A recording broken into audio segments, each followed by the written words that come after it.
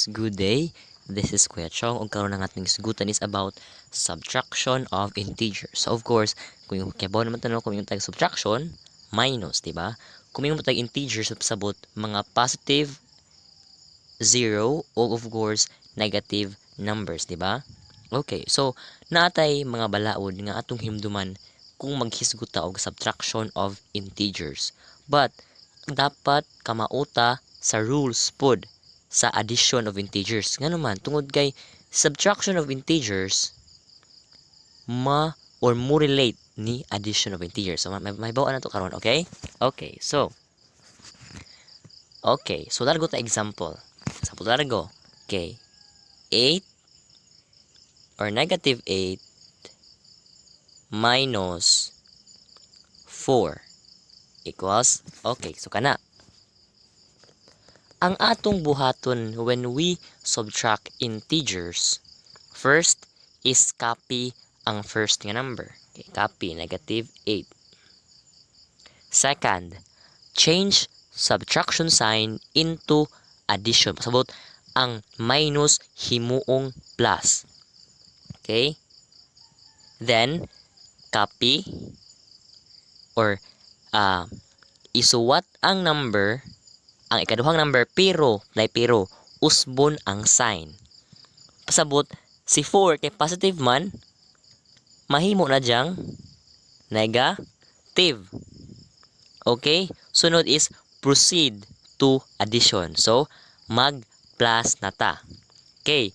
So, based sa rule sa addition, di ba basta pareha ang symbol, ay parehang sign, so, largo ra og plus. So, this is 8 plus 4 equals 12. So, since pareho man sila mga negative, so negative 12 ang final answer. So, negative 8 minus 4 equals 12. Okay? Okay, inanara. Regardless na siya og unsay sign, ha? Regardless og unsay sign, usbon gajud or maog hapon nga process, okay? So, more example ta. Okay. We have 6 minus negative 2. Okay, so first, copy. Mag-change the color. Copy the first number. Change minus to plus. So, yung minus at himuong plus. Then, i-change ang sign sa ikaduhang number. So, imbis nga negative 2, di ba no, negative 2, mahimo na diyang positive 2. So, this is 8. So, that is the final answer. Sabot, 6 minus negative 2 equals 8. That's it. Okay? Simple na siya kaadyo. Okay? Okay. So, mao po nang hawing nga dapat makaibaw ta sa rules sa addition tungod kay mag-add man ta, di ba? Okay. So, next, more example. Okay, we have negative 6 minus negative 5. We have 6 minus 2. We have 3 or negative 3 minus 4. O, kana. Okay, so sugod ta ni 6 or negative 6 minus negative 5. So, of course, change the color. Copy. Negative 6, no? Sunod, change minus to plus. So, plus. Then, ang second number from negative ato himong positive. So, mahimong 5. Next, rule ni addition. So, basta lahi ang sign, i-minus. So, this is 1.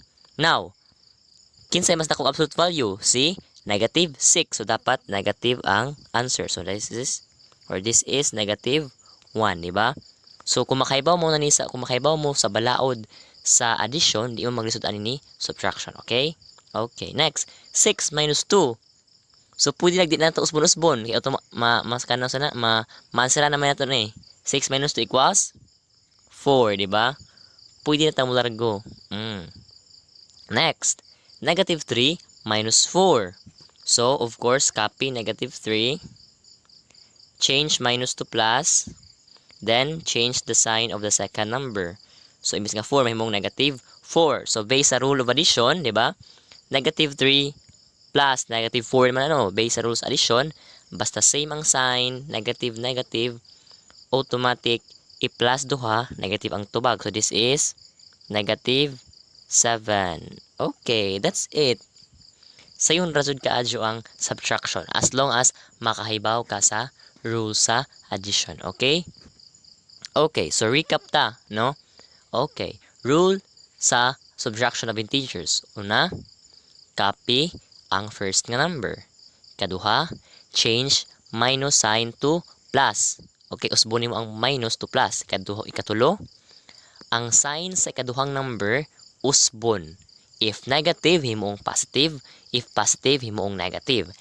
Rule number 4, tungod kay nag-plus naman ta, di ba? Proceed to addition. Okay? Okay, so that's all. Thanks for watching. This is Kuya Chong. Of course, kanunay hinumdumi. Kung kapodyo na, pahuway ra, adyo give up. Okay? Adyo pag una-una ka mo. I-give imong best, paningkamot, of course, mag-pray. This is Kuya Chong. Bye-bye. Unta, naka, tabang.